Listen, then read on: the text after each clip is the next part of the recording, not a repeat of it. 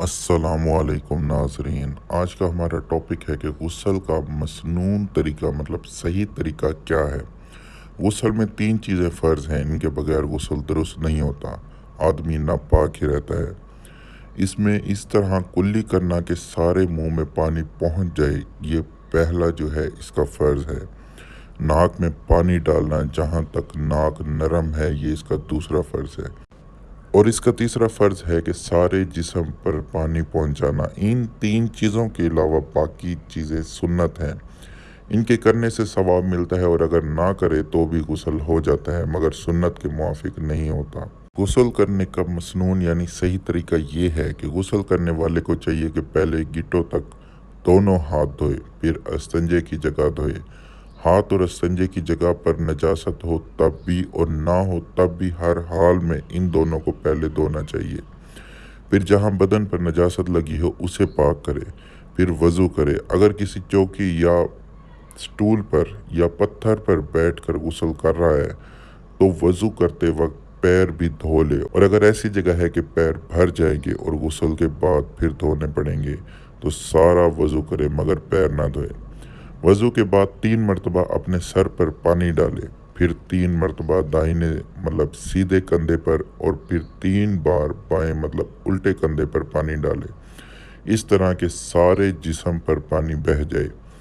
1 मरतबा पानी बहाने के बाद पहले सारे जिस्म पर अच्छी तरह हाथ फेर ले, फिर दूसरी बार पानी बहाए ताकि सब जगह अच्छी तरह पानी पहुंच जाए, कहीं सूखा ना रहे। फिर इस जगह से हटकर पाक जगह में आ जाए और पैर धोए, और अगर वज़ू के वक्त पैर धो लिए हों तो अब धोने की हाजत नहीं। इस तरह गुस्ल मुकम्मल हो जाएगा। इन तरीक़ों के अलावा और भी चंद बातें हैं जिनका गुस्ल करते वक्त ख्याल रखना चाहिए। गुस्ल करते वक्त किबले की तरफ मुंह ना करें, पानी बहुत ज़्यादा ना फेंके और ना ही बहुत कम लें कि अच्छी तरह गुस्ल ना कर सके। ऐसी जगह गुस्ल करे कि इसे कोई ना देखे। गुस्ल करते वक्त बातें ना करें। गुस्ल के बाद किसी कपड़े से अपना बदन पोंछ डाले।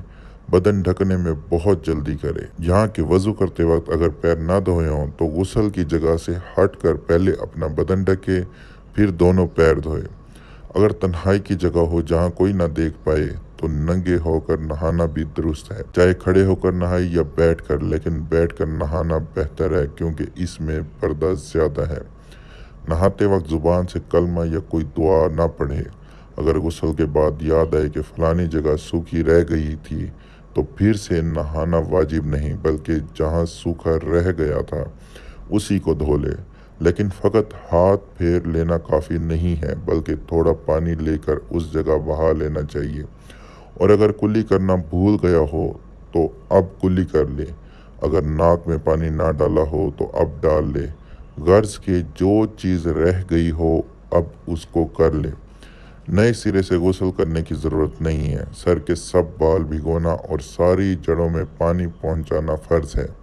अगर एक बाल भी सूखा रह गया या एक बाल की जड़ में पानी नहीं पहुंचा तो गुस्ल नहीं होगा। अलबत्ता ख़वातीन के बाल अगर कूंदे हुए हों तो बालों का भिगोना माफ़ है, लेकिन सब जड़ों में पानी पहुंचाना फ़र्ज़ है। एक जड़ भी सूखी ना रहने पाए और अगर बगैर बाल खोले सब जड़ों में पानी ना पहुंच सके तो बाल खोल डाले और बालों को भी भिगो दे। अंगूठी छल्ले वगैरह बेहतर है कि उतार कर गुस्ल करे। अलबत्ता अगर अंगूठी छल्ले पहने हुए हों तो उन्हें खूब हिला ले ताकि पानी सुराखों में पहुंच जाए। इसी तरह ख़वातीन नथ और बालियों को खूब हिलाएं, और अगर बालियां ना पहने हों तब भी सुराखों में पानी डाल लें। ऐसा ना हो कि पानी ना पहुंचे और गुस्ल सही ना हो। कान और नाक में भी ख्याल करके पानी पहुंचाना चाहिए। पानी ना पहुंचेगा तो गुस्ल ना होगा।